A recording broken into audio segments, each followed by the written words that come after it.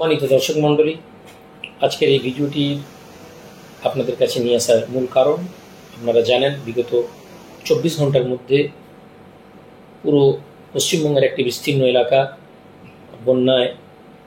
বন্যার গ্রাসে এসে গিয়েছে।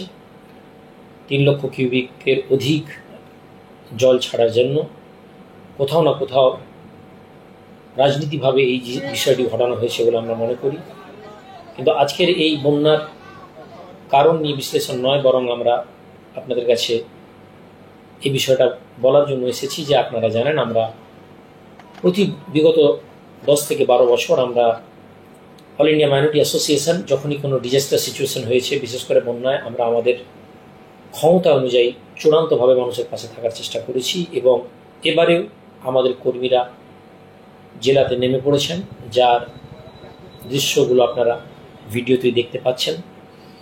এবং আমরা বিশেষ করে এই বন্যা কবলিত এলাকায়, বিশেষ করে পাঁশকুড়া এলাকা সহ যারা আশেপাশের এলাকার মানুষ আছেন, তাদের উদ্দেশ্যে বলবো যে আপনারা কিছু বিষয় আপনারা লক্ষ্য রাখবেন। প্রথম কথা, আমরা স্বেচ্ছাসেবী সংগঠন, আমরা মানুষের কাছে আমাদের নৈতিক তাড়নায় বিবেকের জন্য আমরা এলাকাতে মানুষের পাশে সবসময় দাঁড়িয়েছি। আমাদের বিবেক আমাদেরকে উদ্বুদ্ধ করে মানুষের বিপদে আমাদের পাশে দাঁড়ানো। কিন্তু কিছু জায়গায় কিছু বিক্ষিপ্ত এবং ঘটনা ঘটেছে, যে বিষয়টা নিয়ে আমি এই মুহূর্তে রাজনীতি করার পক্ষে নই, রাজনীতি করতেও চাই না। ফলে কিছু মানুষ চাইছেন না আইমার সহযোগিতা তাদের এলাকায় পৌঁছাক। কোথাও না কোথাও এটা তাদের রাজনৈতিকভাবে ব্যর্থতা বলে আমরা মনে করি।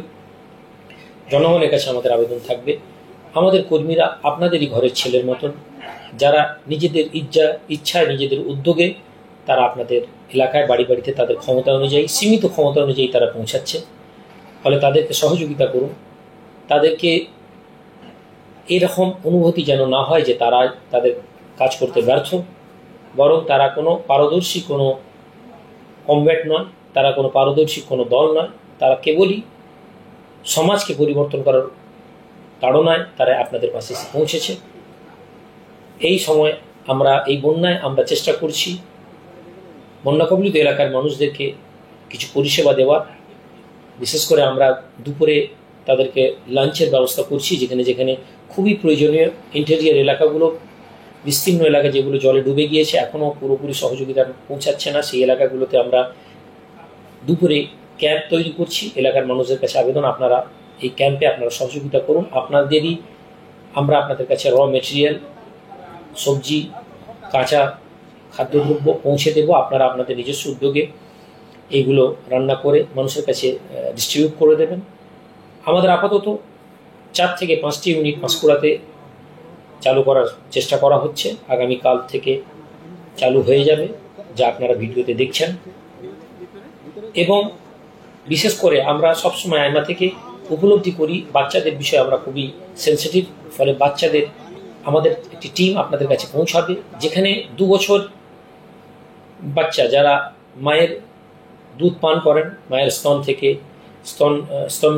মায়ের দুধ পান করেন, তাদেরকে আপনারা নাম এন্ট্রি করিয়ে দেন। আমরা তাদের জন্য চেষ্টা করব যে তাদের মাদার ডেয়ারির দুধ তাদের পৌঁছানো। যদি তাদের স্বাস্থ্যের জন্য তা উপকৃত হয়, তাহলে আপনারা অবশ্যই তাদেরকে খাওয়াবেন।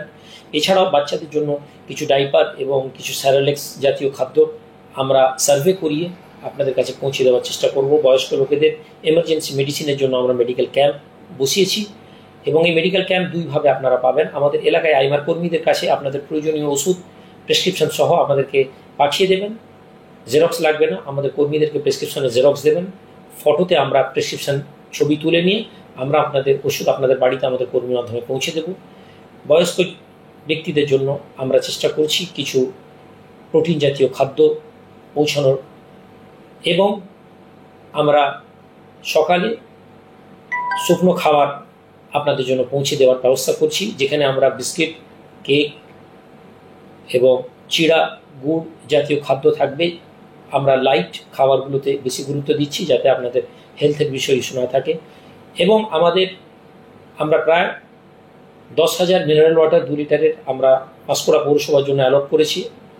আগামীকাল এবং পরশুর মধ্যে আপনারা এই 10,000 পরিবারকে আমরা 2 লিটার করে পৌঁছে দেব আপনাদের বাড়িতে।